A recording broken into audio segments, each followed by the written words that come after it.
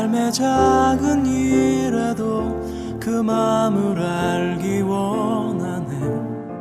그 길.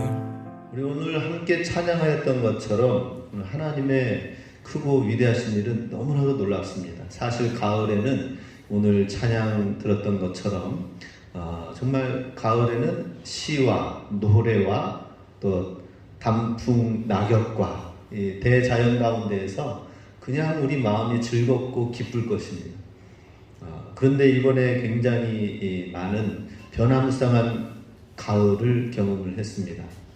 갑작스러운 비가 이제 여름에는 계속 내리다가 가을에는 갑작스러운 추위가 들어오면서 식물들이 다 죽게 됐어요. 단풍까지 죽었더라고요.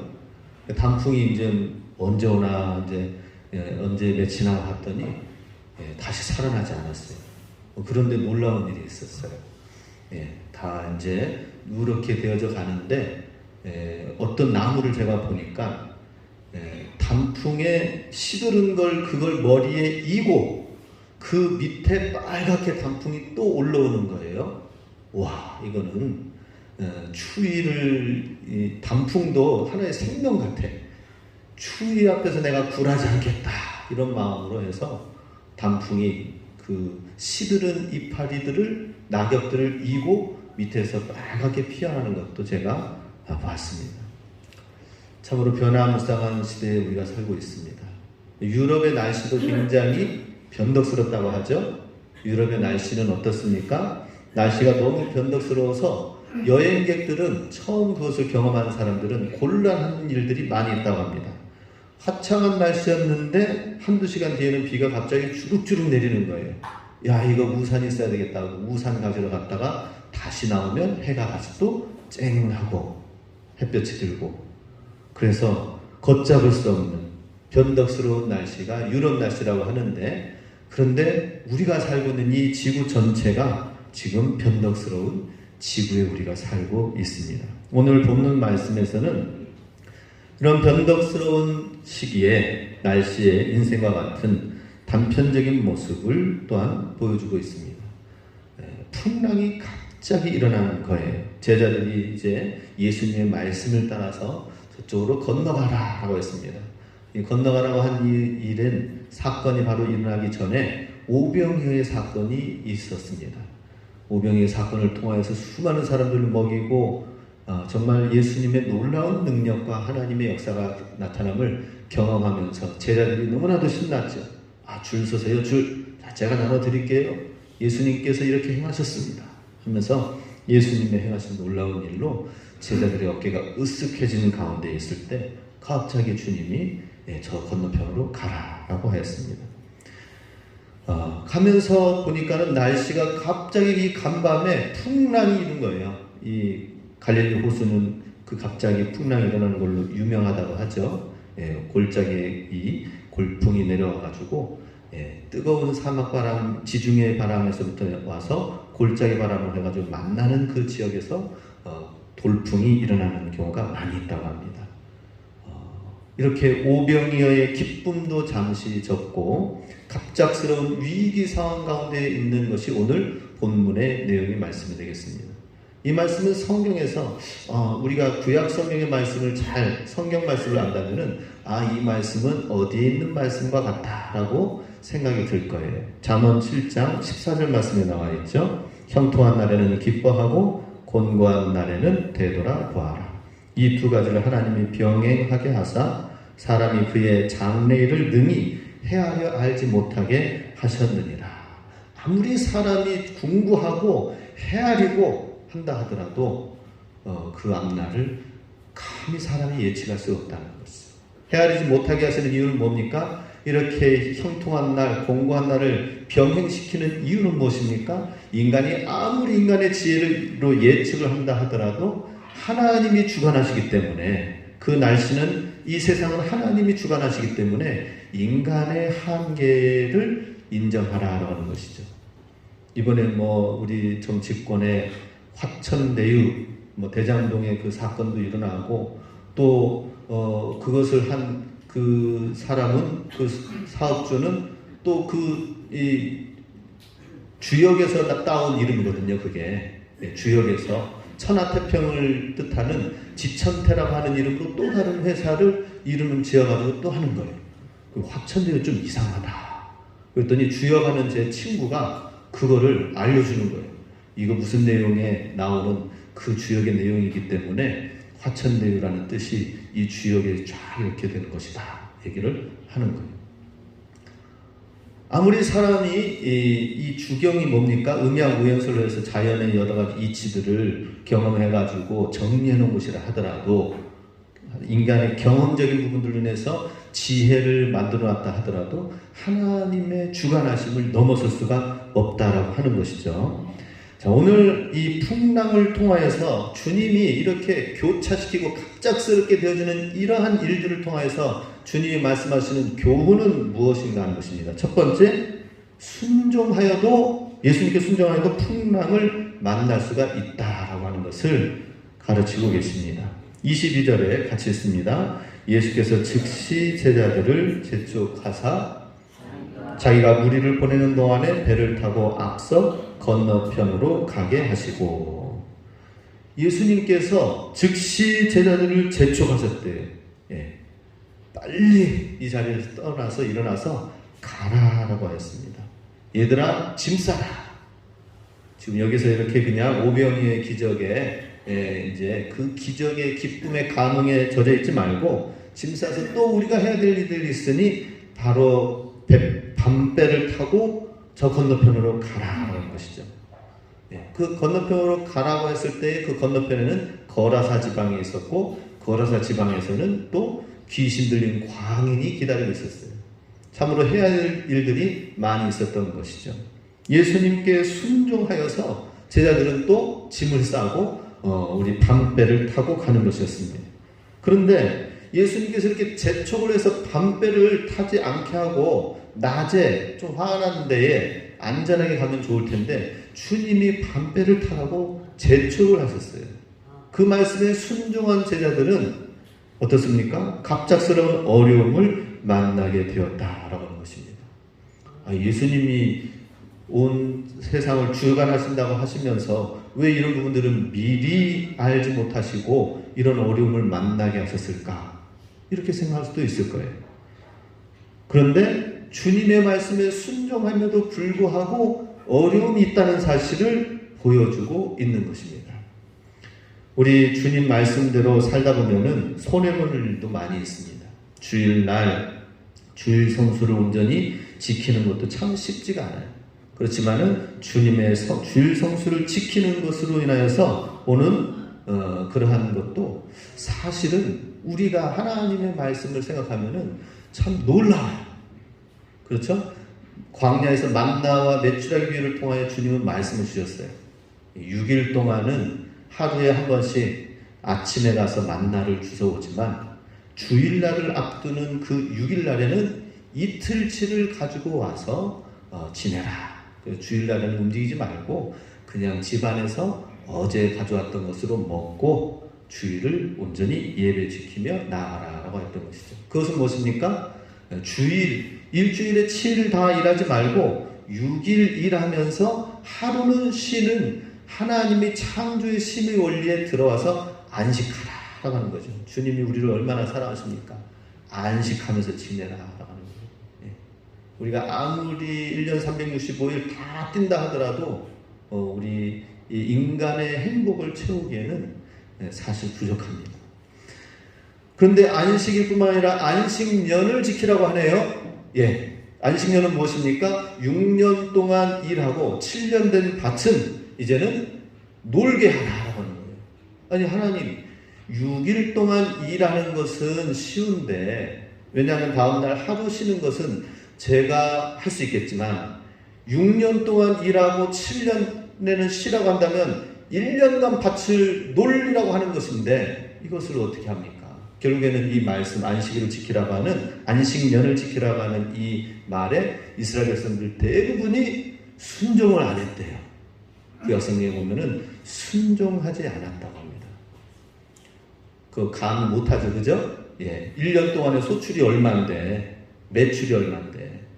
그런데 6년 동안 일하고 7년에 쉬면은 6년째 되는 해에 그 믿음을 가지고 나아갈 때 하나님이 놀라운 일로 채우시는 놀라운 성령의 역사가 있고요.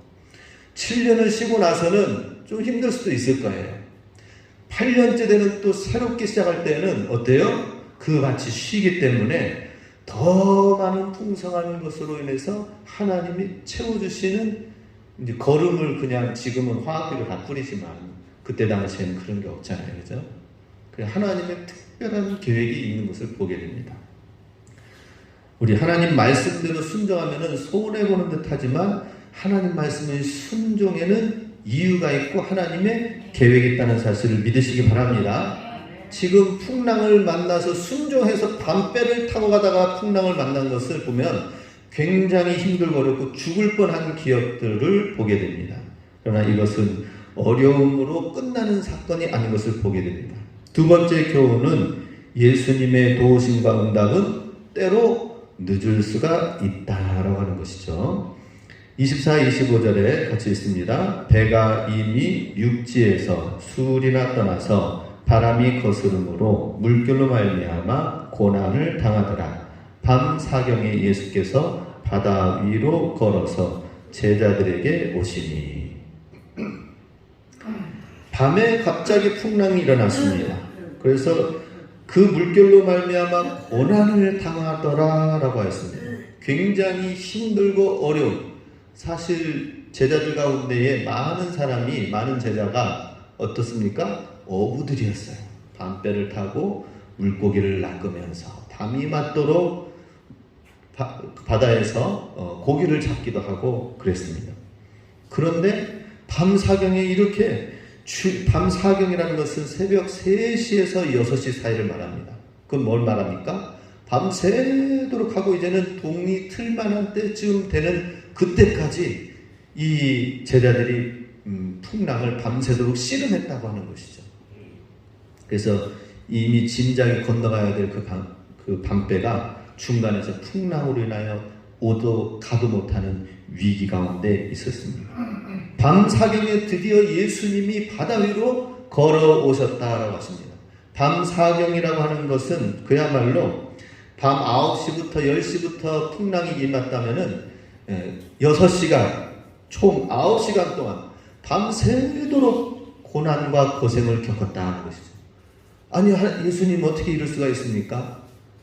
내가 고난당하면은 그 즉시 나타나셔가지고 나를 도와주셔야지. 죽도록 고생하고 나서 이제 새벽녘이 되니까 예수님 이제 나타나려고 하시나요? 참 놀라운 일이죠. 마가복음 6장에도 같은 본문의 내용이 나옵니다. 그 본문에는 점을 내패는 가운데 있고 예수께서는 홀로 무태 계시다가 바람이 거스름으로 제자들이 노 젓는 것을 보시고 밤 사경쯤에 걸어서 오셨다. 여기 이 마가복음 본문에서는 예수님께서 그들이 고난당하고 있는 것을 옆에서 지켜보고 계신다, 관망하고 계셨다라고 하는 표현까지 나오고 있습니다. 그리고 밤 사경쯤 돼서야 그제서야 예수님이 오셔서 그 옆으로 또 지나가시려고 하셨다라고 하는 것입니다. 자, 이렇게 빨리 구하시지 않는 주님의 모습을 볼 때에 참 답답하기도 합니다. 왜 예수님 나를 빠르게 바로 건져주시지 않고 도와주시지 않고 내 문제를 해결해 주시지 않을까, 이런 문제가 있죠.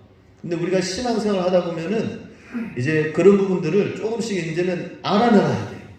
이제는 하나님의 마음을 캐치를 해야 됩니다. 하나님의 계획에 하나님의 일하심을 캐치할 수 있어야 돼요. 이것은 먼저 예수님의 관점과 제자들의 관점이 다르다 하는 것입니다. 왜 예수님께서 즉시 재촉해가지고 밤배로 타격가서 이 고생을 만나게 하셨는가 하는 것입니다. 그것은 제자들이 오병이의 사건 안에 머물러서 이틀, 3일 동안 머물러 있으면 어떻게 됩니까? 무리들이 예수님을 자기들의 왕으로 모시려고 하셨다라는 것이죠.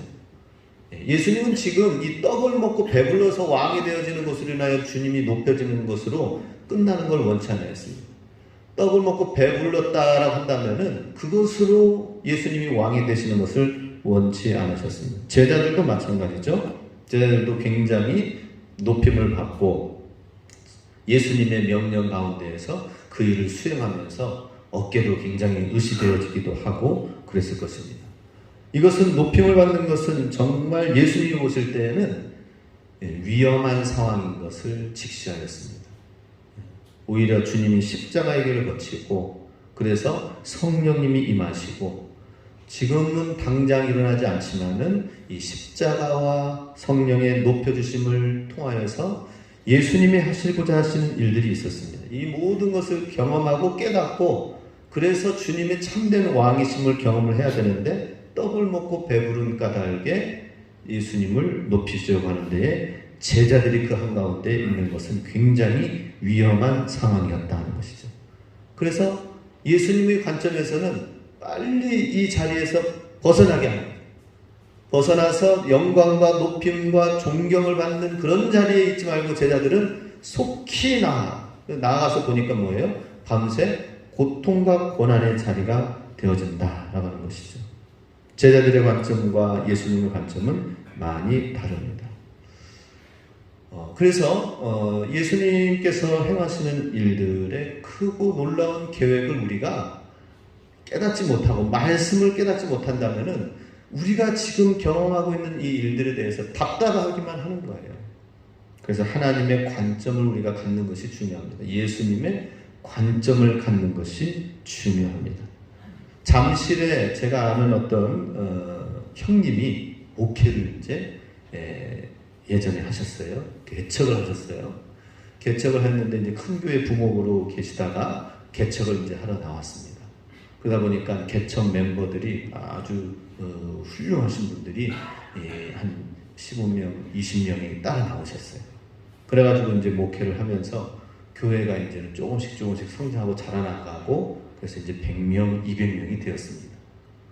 그래서 이제 교회가 성장하니까 얼마나 감사해요. 근데 거기에 큰 위기가 생겼어요. 개척 멤버, 장로님, 성도님들은 이렇게 해야 됩니다 하면서 이제 의욕을 하고 또 목사님은 그래도 이런 방향으로 가야 됩니다 하면서 의견이 나눠지게 됐던 거예요. 그러니 그 의견대로 안 되어지니까 기존에 있던 개척 멤버 성도님들 중에 많은 분들이 우리 이렇게 하려면은 차라리 본교회 가서 그냥 큰 교회에서 있겠다 해가지고 돌아갔대요. 돌아가고 나머지 몇몇 성도님들과 더불어서 이제 그 교회를 새로 오신 성도님들과 함께 더불어서 했는데 지금은 2,000명이 모여서 크게 성장하는 교회가 되었다고 합니다. 만약에 그러한 것을 그 관점과 나의 의견을 내려놓고 그리고 그 목회와 그 교회의 섬김 일에 같이 계속 해나갔다면 2,000명의 영광의 성도가 세워지는 그 놀라운 일을 목격하고 함께 했을 것입니다. 그런데 그러지 못한 모습에 아마 그분들은 어떤 마음을 가질까 이런 생각을 가져봅니다. 그런 얘기를 제가 옆에서 들어보면서 우리의 생각, 우리의 관점이 있지만은 하나님의 관점과 하나님의 생각과 하나님의 계획은 너무나도 다르다는 사실을 알고 우리는 항상 자기를 비우고 자기를 내려놓고 자기를 낮추면서 살아야 된다는 것입니다. 거기에 하나님의 영광을 보는 거 아니겠습니까? 자, 그래서 주님의 응답이 늦더라도 하나님의 계획, 하나님의 놀라운 일들은 언제든지 준비되어 있다는 사실을 우리는 기억해야 될 것입니다.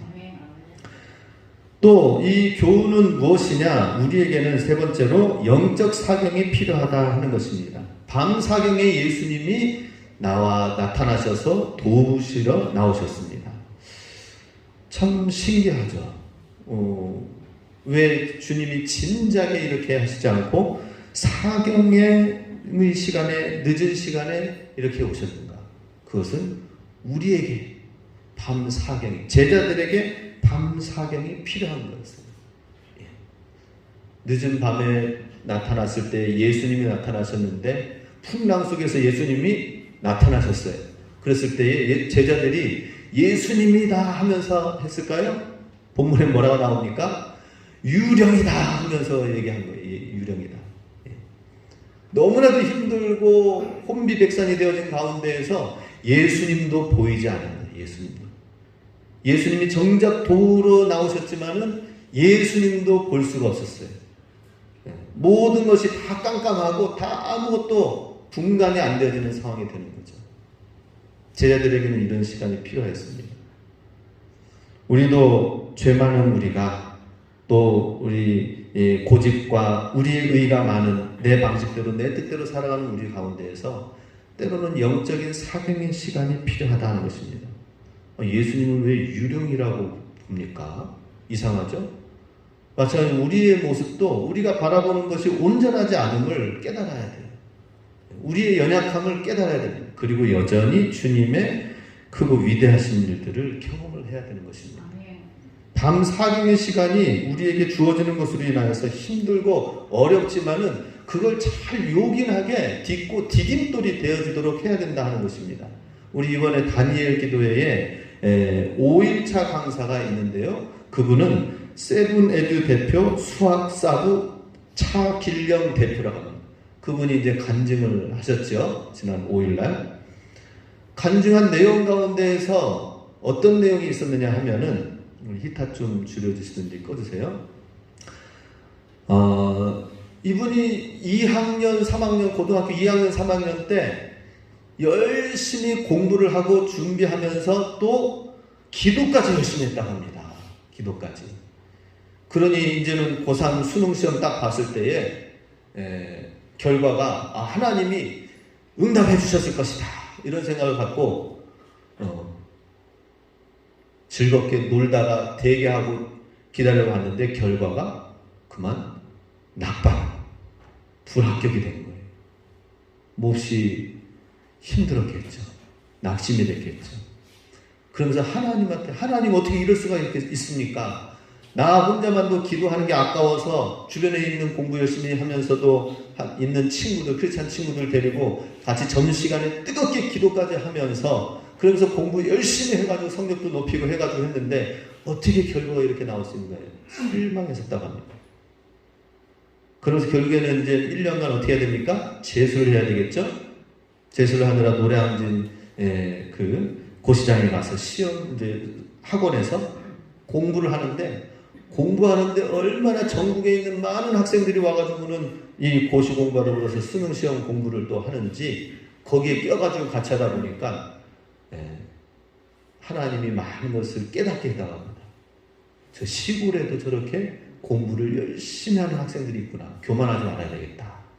그리고 또 학교에서나 어디에서 배울 수 없는 것들을 이 주변에 있는 이 학원에 있는 친구들을 통하여서 수학 문제를 열심히 이제 새로운 방법들을 배우게 되면서 굉장히 폭이 넓어지게 됐다는 거죠.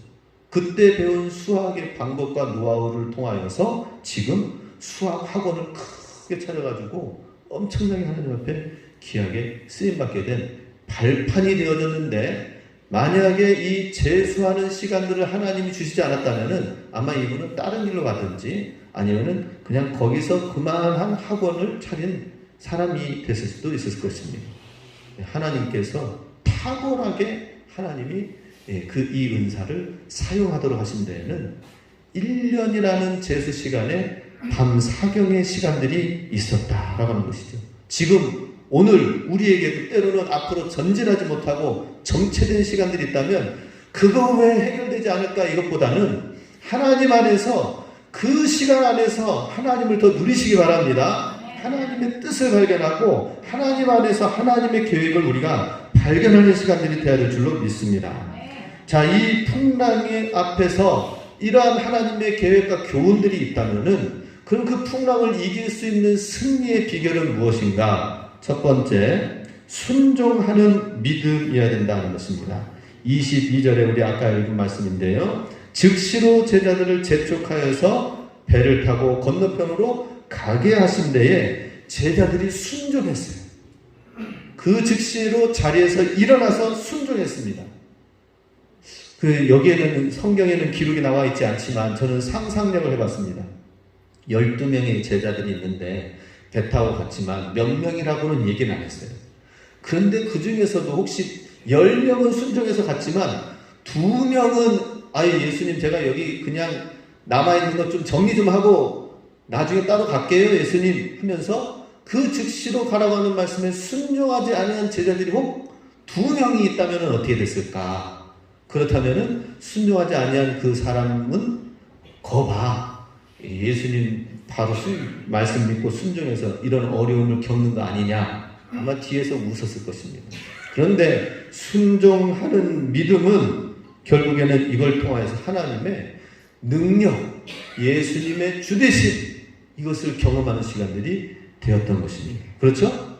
불순종해서 그냥 뒤에서 편안하게 있는 것보다 순종해가지고 고난받으면서 거기에서 예수님이 어떤 분이신지 예수님의 능력이 어떤 분이신지 그래서 베드로가 물리를 걷게 되잖아요. 그렇죠? 거친 풍랑도 잠잠하게 되어지는 예수님의 능력 거친 풍랑 속에서도 걸어서 배 안에 같이 타고 그 안에 들어왔을 때에 바다가 잠잠해지는 사건을 보면서 순종하는 것이 더 낫다. 우리 성도님들은 어떤 것을 선택하시겠습니까? 불순종하면서 편안한 것을 선택하겠습니까?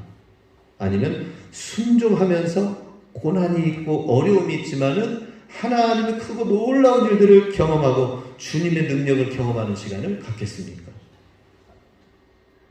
어떤 거예요?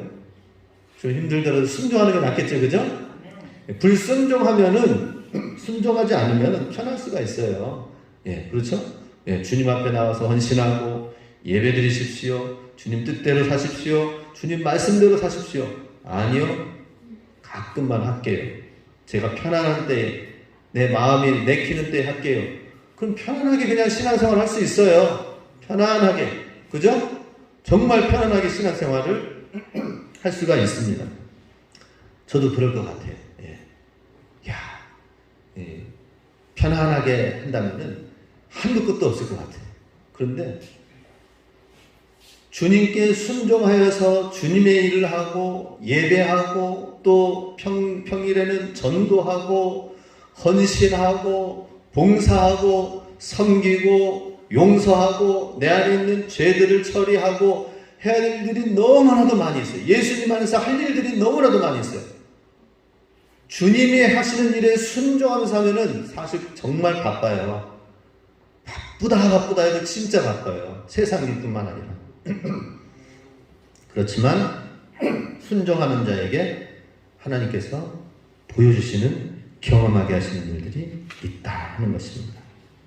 두 번째로 주의 이름을 간절히 부르는 믿음을 가질 때 승리할 수가 있다는 것입니다.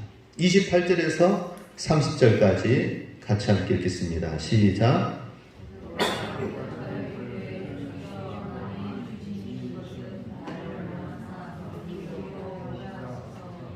오라 하시니 베드로가 배에서 내려 물 위로 걸어서 예수께로 가되 바람을 보고 무서워 빠져가는지라 소리질러 이르되 주여 나를 구원하소서 하니. 지금은 이렇게 점잖게 읽었지만은 상황이 어떻습니까? 28절에 주여, 30절에 주여 두 번 나옵니다. 28절에 뭐라고 합니까? 주여!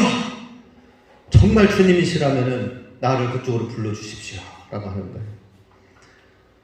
그리고 나서 주님께로 나아갑니다. 근데 갑자기 바람이 일으면서 풍랑이 일어나니까 물속에 빠져서 이제는 죽게 됩니다. 물을 직접 이제 먹고 꼴깍꼴깍 하면서 이제는 죽어가는 상황 가운데 있을 때에 주여 나를 구원하소서 라고 하는 거예요. 예, 주여 나를 구원하소서. 주여 나 이제 진짜 죽게 되었습니다 라고 하는 거예요. 예수님의 이름을 간절히 부르는 믿음. 예수님을 우리는 어떻게 부릅니까? 첫 번째 주여. 아니 주님이시거든 이라고 하는 거예요. 예. 주님이시거든 나를 그쪽으로 보내시든지 어떻게 하시든지 어떻게 하십시오 이렇게 부르지만 두 번째 부르면 뭐예요? 간절하죠. 이제 주여 나를 구원해 주세요. 내가 진짜 여기서 빠져 죽게 됐습니다 라고 하는 것입니다. 예수님께서는 주님의 이름을 부를 때에 한 번 부를 때에도 한 번 부른다 하더라도 간절히 주님의 이름을 사랑의 마음을 가지고 주님의 이름 인격적으로 부르기를 주님은 원하십니다. 할렐루야. 주님의 이름을 헛되이 부르지 마세요. 미국 사람들은 지금 정말 큰일 났습니다. 그 가끔 영상에 보니까는 필라델피아라든지 어디 보면은 지금 마약을 그렇게 그냥 막 길거리에서 하면서 복용한 사람들이 젊은 사람이나 노인이나 다 할 것 없이 길거리에서 그냥 나는 뭔 영상인가 했어요. 그런데 밤에 마약을 먹어가지고 그래가지고는 집에 못 들어가고 길거리에서 거기가 집인지 밖인지 아닌지 구분이 안 되도록 해가지고는 사람이 가다가 갑자기 정신이 끊어져. 눈을 감고 그냥 이렇게 무릎을 구부리면서 몇 번 왔다 갔다 쓰러질까 말까 하다가 다시 정신 차리면서 가다가 다시 그래.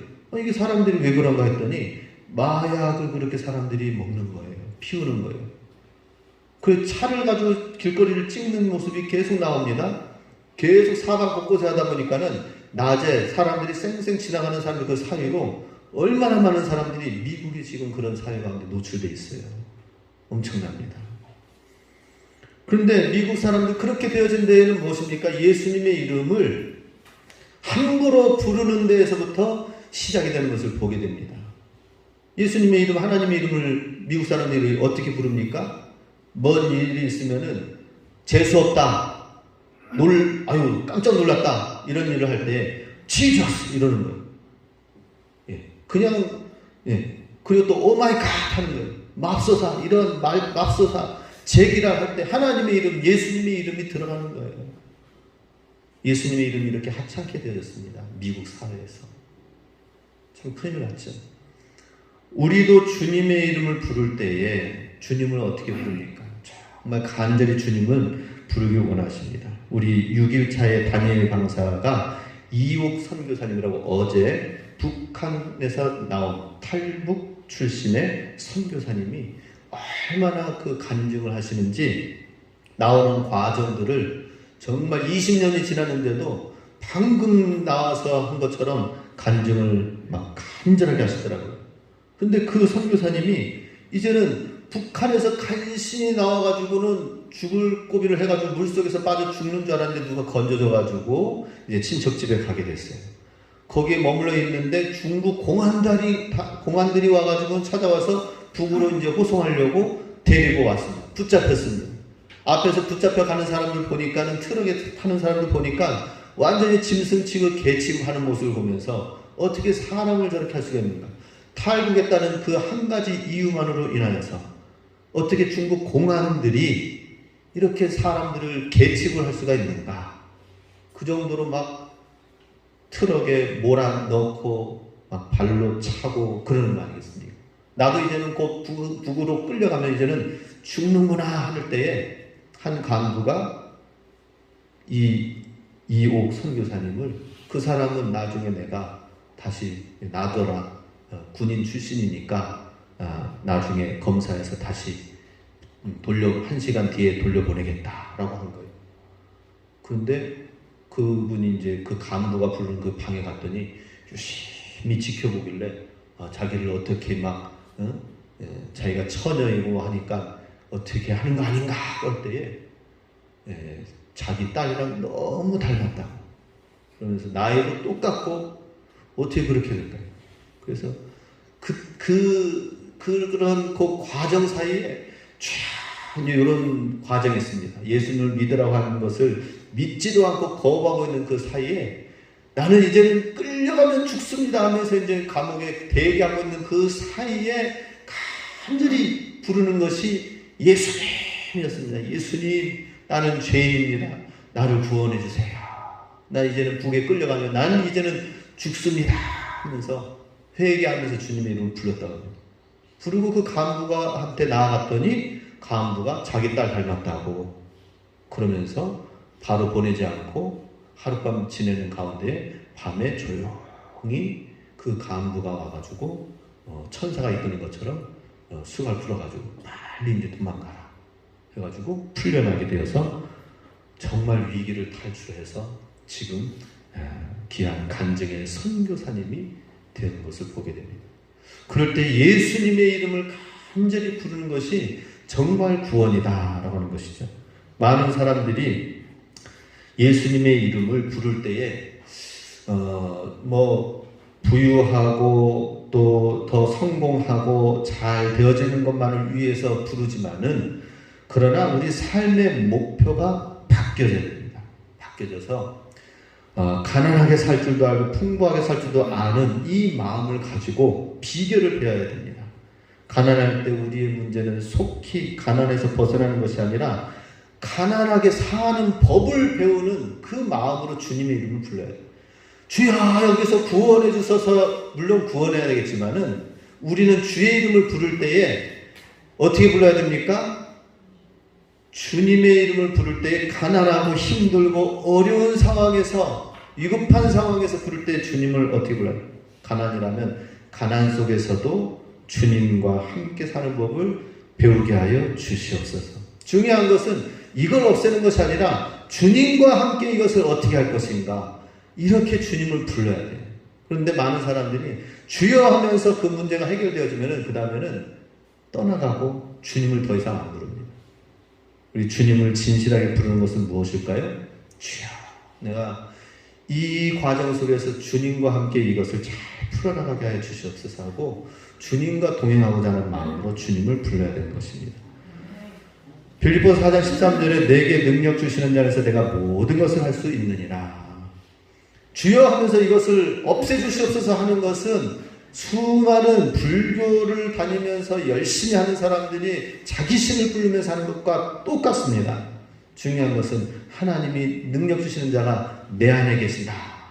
그리고 주님이 나와 함께 하신다는 이 믿음을 갖는 것이 중요합니다. 힘들고 어려울 때에 주님이 나와 함께 하신다는 믿음으로 주님을 부르시기 바랍니다. 단순하게 그냥 이거 없애주시옵소서 하고 그냥 주님을 잊어버리는 그 부름이 아니라 주님이 내 안에 능력 주시는 주님이시고 주님을 부를 때에 주님이 나와 함께 하심을 믿습니다. 그리고 나와 함께 하신다면 내가 이 골짜기, 이 사망의 골짜기를 내가 통과할 수 있습니다. 주님과 함께 할 수 있습니다 하는 이 믿음으로 우리가 불러야 될 것입니다. 자, 그것이 바로 이제 세 번째 주님과 함께하는 믿음이다 라고 하는 것이죠. 31, 32절 같이 있습니다. 예수께서 즉시 손을 내밀어 그를 붙잡으심에 이르시되 믿음이 작은 자여 왜 의심하였느냐 하시고 배에 함께 오름에 바람이 그치는지라. 예. 여기서 성경은 굉장히 필요 없는 말씀을 기록하지 않습니다. 꼭 필요한 말씀을 하되 배에 함께 오르메라고 또 이 말씀을 기록해 놓은 것을 보게 됩니다. 주님과 함께 그제서야 올랐을 때에 바람이 그쳤다라고 하는 표현을 쓰고 있습니다. 주님이 나와 함께하는 믿음. 예, 우리 얼마나 참 감사합니까? 주님이 함께 할 때만이 되어진다. 우리가 주여 부르면서 그냥 문제가 해결되는 것이 아니라 주님이 나와 함께하여서 내 삶과 동행하고 내 삶과 함께 할 때에 풀어지는 거예요. 할렐루야. 근데 주님과 함께하는 삶은 살지 아니하고 주님의 이름만 부르고 그냥 메아리 쳐서 저 정상에서 야호하는 것처럼 메아리 치면서 한 바퀴 돌고 끝나는 식의 그런 신앙생활을 해서는 안 됩니다. 우리 여기 지난 한 주간에는 페인트 칠을 이제 주변에 좀 교회 외곽 건물을 좀 했습니다. 하면서 보니까 주님이 찬양하면서 찬양을 들으면서 말씀을 들으면서 계속 하루 종일 옆에 틀어놓고 찬양 틀어놓고 말씀 틀어놓고 그러면서 막 페인트 칠하니까 얼마나 기쁜지 몰라요. 지붕도 이렇게 하는데 지붕에서 조금만 잘못 발이 엉켜서 하면은 또르륵 풀려가면 멈춰지지 못하는 그런 곳이에요. 그런데 한 걸음 한 걸음 하는데 주님의 말씀 들으면서 정말 차근차근하게 신중하게 했고요. 그리고 페인트를 이제 여기 테두리에 이제 많이 이제 금이 가고 또 녹이 슬고 그런 부분들을 페인트를 쫙 칠하는데 깨끗하게 되잖아요. 찬양 들으면서 하니까 이야, 주님이 이렇게 깨끗하게 하시는구나. 얼마나 기쁨으로 즐거움을 하는지 몰라요. 그러면서 보니까 잠깐의 시간에 영혼들을 만나게 합니다. 제가 잠깐 밖에 나간 사이에서는 거기에서도 또 영혼을 만나서 주님께로 나오실 분을 만나게 하시고 또 여기 있는 동안에도 또 우리 장로님이 목격자예요. 그죠? 잠깐 장로님 대화하는 동안에 페인트 칠하고 점심 잠깐 먹고 쉬는 시간에 장로님이 오신 그 사이에 또 다른 분들이 두 분이나 오신 거예요. 와가지고는 뭐 여기가 어림대가 어딥니까? 여기가 과거 시험 보는 곳인데 잘 오셨습니다. 그걸 어떻게 찾아가지고 와서 막 묻고 하면서 하는데 그분들이 전화번호를 서로 이제 교환하면서 나눴습니다. 그분들이 또 제가 딱 보니까 대화를 하면서 보니까 주님 앞에 나오실 분들이 딱 느껴지는 거예요. 이분들 대화하니까는 너무 편안해요. 마음이 편안해요. 그래서 하나님께서 이렇게 짧은 시간에 잠시 쉬는 시간에 주님이 또 영혼을 보내셔가지고 이렇게 만나게도 하시는구나.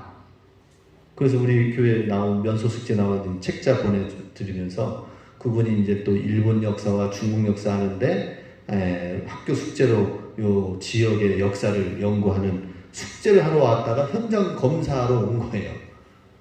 그래서 앞으로 일본 역사, 중국 역사를 같이 또 얘기 나누면서 역사 얘기를 통해서 대화 나눕시다 해가지고 헤어졌습니다. 하나님과 함께하는 신앙생활을 하면은 하나님께서 일하시고 하나님이 우리 삶을 이끌어 가시는 것을 보게 됩니다. 하나님과 함께하는 믿음을 가지시기 바랍니다. 많은 사람들이 주여 하면서 그냥 공허한, 주여도 안 해요. 주여도 안 하지만 주여 하면서 공허한 삶을 사는 경우들이 많이 있습니다. 주님과 함께하는 삶이 돼야 된다. 지금 함께라는 것은 위드, 투게더라는 건데 위드 많이 들어보시지 않았나요? 오늘 우리가 살고 있는 시대가 무슨 시대예요?